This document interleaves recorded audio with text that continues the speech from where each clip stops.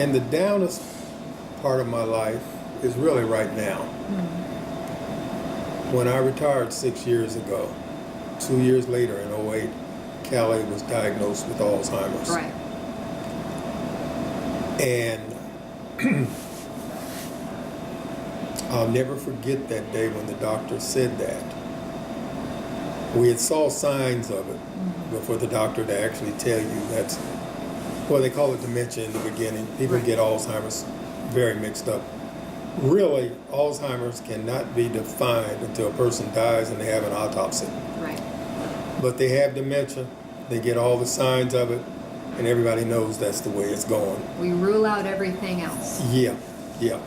So, but anyway, it has been a tough 6 years. 6 years now I've been taking care of Callie 24/7. And, I wish I had brought that letter she wrote, but when she first was diagnosed, she wrote me a letter.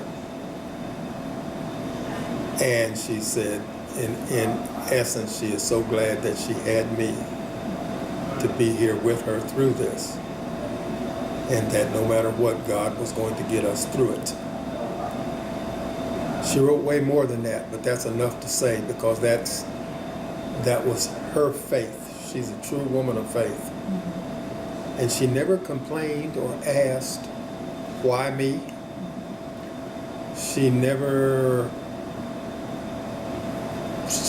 done anything but go on living just like she normally lived as best she could until slowly, it's a slow disease that just takes your facilities away from you one by one, or abilities, I should say. But our faith said God will get us through this. Now I have a daughter who has super faith, and her super faith says, well, God can change anything. Yes, I know God can change anything, but he has not decided to change Alzheimer's yet. Nobody I know has been changed by Alzheimer's. So I can't go to her super faith level.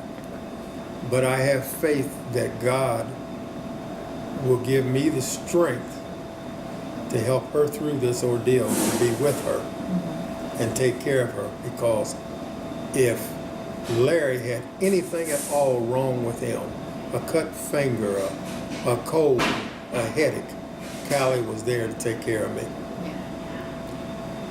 So it's just a commitment that I'm going to fight as long as I can fight it.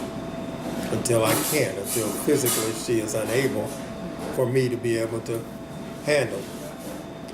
But that's quite a journey in itself right now. That's tested everything that's in me, and it tests me every day. To be able to sit here and talk with you right now, my nephew is watching her, and because she is so used to me being right with her all the time. And when I leave the house, I have to go out the back door so she doesn't see me leaving. Or she'll get very upset. But then she calms down after I'm gone a few minutes, and things turn out fairly well. But I'm not going to go into all the things that go on with this disease, but all I'm going to say, it is one terrible disease to watch. It's not that picture you see of the Alzheimer's poster, the little lady sitting there just calm and smiling at her grandchild. You go through all kinds of things. And it affects everybody differently. There is no expected course, no expected output of symptoms. Everybody is different. Everybody's different. And this is the first, I'm going to call tragedy that's happened in our life. I call death a natural thing that's going to happen to everybody. I lost my mother, my father. She lost her parents. We went through all this together. That's a normal part of life. This tragedy is not a normal part of life, but we're all going to go through something. Right. So I tell everybody, don't sit there and say, why me? Just thank God that he's got you there to help whoever you're helping, or he's got somebody there to help you. And what I try, gain all my strength now from remembering everything that we have done in our life, Callie and I. I remember all the good things every day. And I thank God every day for those good times. And that's going to get me through these bad times. But if I focus just on the bad times, how terrible it is, and my wife, I'll give you a little example. My wife I never heard my wife say a cuss word. Never heard her cuss. I've heard every word in the book now. I mean, so you see these things happen right in front of your eyes, and you're sitting there, and you just say, "Oh my, what do I do?" Well, what you do is you just sit there. You don't do anything because you can't. There's no reasoning with a person with Alzheimer's till they calm down. Right. So anyway, what I'm saying is, whatever we go through in life, and it gets hard for us, remember all the good things. Remember all the positive things. We woke up this morning. We got clothes. There's somebody worse off than you. Right. I go to group meetings, and when I go to my group meetings, there'll be 12 of us sitting around a table, and they'll all tell their story. I thought my story was a horror story. Theirs was worse than mine. So it helps us to know somebody else is that we're not alone going through this type of ordeal. Right. But my faith tells me it's all for God's glory, and when it's all over, she gonna be up there with him.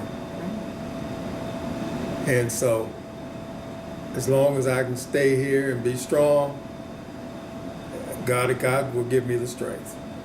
Well, and I think too, every day you still, there are good days and there are bad days, but I'm hoping that even on some of your bad days, there's still moments of goodness, of being able to be together, or something that she does, or a look she gives you, or...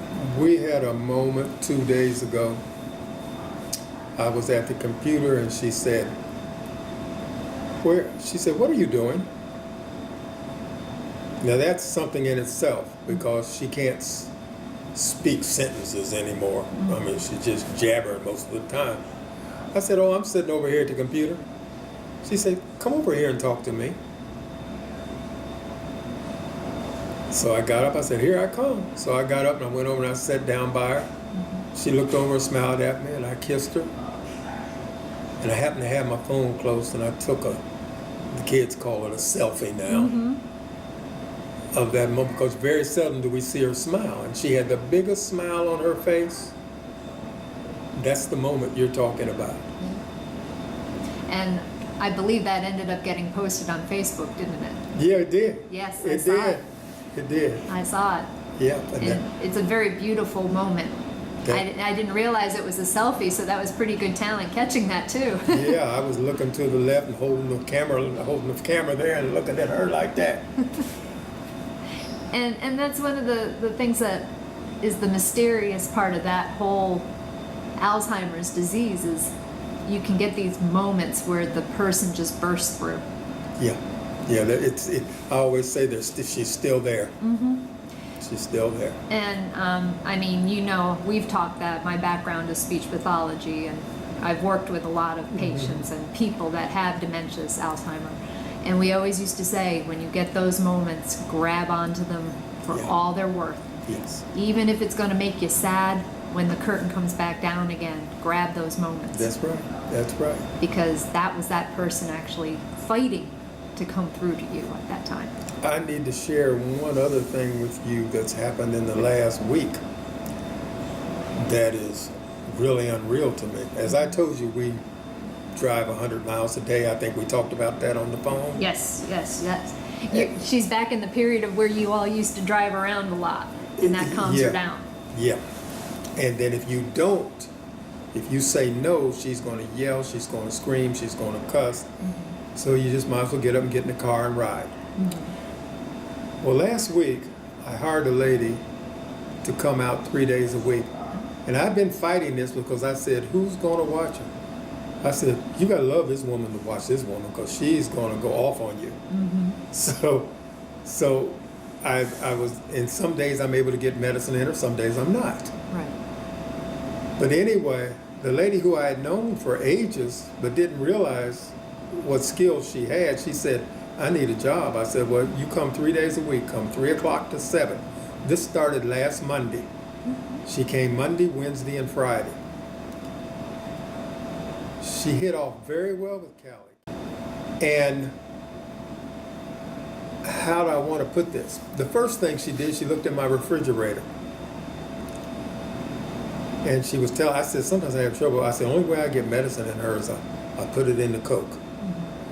So I have a cup of Coke. Callie drank the whole Coke. We might sip it all day. And I said, and ice cream. So Coke and ice cream. She looked at me that day and she said, Mr. Mason, she said, no, get rid of this Coke. Get rid of the Coke, get rid of the ice cream. It makes her hyper, it excites her. Now, I didn't take much stock in that, what she said. But I did take stock in it to the fact, well, let's get rid of it. As I sit here talking to you right now, yesterday I only drove 2 times. Sunday I watched 4 hours worth of football. That's the first time I've been able to sit down in front of my TV. And she sat with me. 3 days before that, the 2 days before that, we have good days, bad days. Her bad days were half as bad as what they normally are. There has been no screaming, no cursing. Now I asked you, did the Coke do it? The lady did nothing else. Yeah. And I did nothing else. Did the Coke and the ice cream, taking them off. Well, all that sugar. And she just said it's the sugar. She had taken a course in nutrition. And she told me she had taken this course, and she had also told me she had cared for a person with Alzheimer's for 4 years. And she said, and on this ride, it's like she's training me now. And she said, and on this ride thing, you just got to say no. You just got to say no. You got to break that habit. So the first 2 nights I said no. This was last week. Especially on the night ride. She would have me out at 9, 10, 11 o'clock at night going to Burger King. And I said no. Sure, she got upset. But there was a change. She didn't scream and yell. She didn't come back at me and scream and yell. Scream and yell. So last night, when I came back, they were sitting at the table, her and Martha. They were drawing circles and squares. Martha had fed her dinner. And I can't believe what's happened in the last 7 days. I really can't. Now, it may not last 7 more, but I'm going to take it each day at a time it does. But I did want to share that information about Coke and putting medicine in it. So, as you go through this process with them, nobody had a book to teach you how to be the caregiver. And you just... I told my daughter so many times, nobody's going to come here. I said, I can't get nobody to watch her. And I was even thinking I needed to find a place. But then I don't want to do that. I don't want her drugged up because that's all they're going to do. They're going to drug her up so she'll be calm. They got no choice. So I'm just going to ride this out. Martha said in 30 days she'll have her broke all that habit. But we got to go along with it.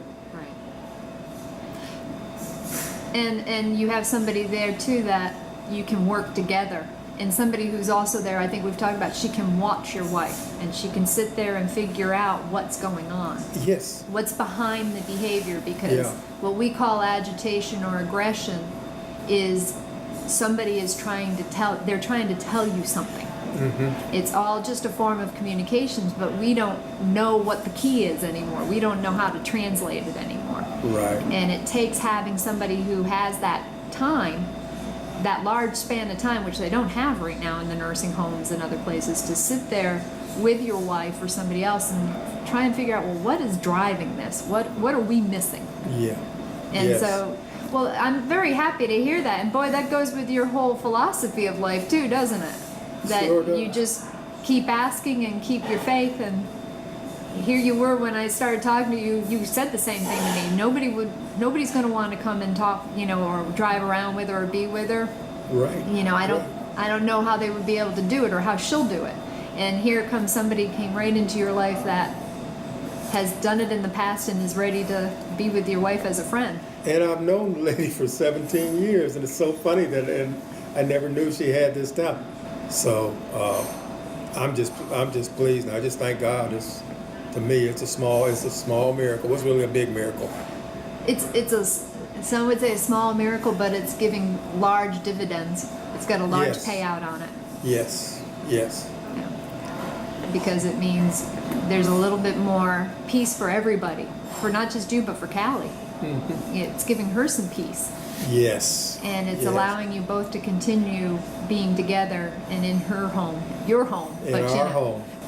It's one of the ways that Alzheimer's can be one of the worst things that can ever happen to people, but sometimes it can be one of the best things too. It's a horrible disease and what it does. But sometimes if you can, what you're doing and showing a great example of trying to find the positives of it, can add a complete different dimension.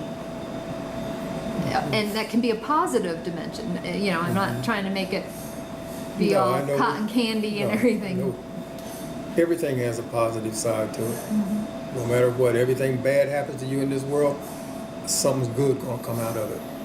So I just say you gotta keep on keeping on. And I know your goal is to keep Callie in the house with you as long as possible. As long as possible. And I hope when she passes, it's right there at our house. Now I get blessed with that, I'll be very happy. And that's what she would have wanted too, or That's what she wants. would want, sure. That's what she would want. But she was a strong woman. She is a strong woman. She never had no fear of this. She said God's going to take care of her. And for me not to worry.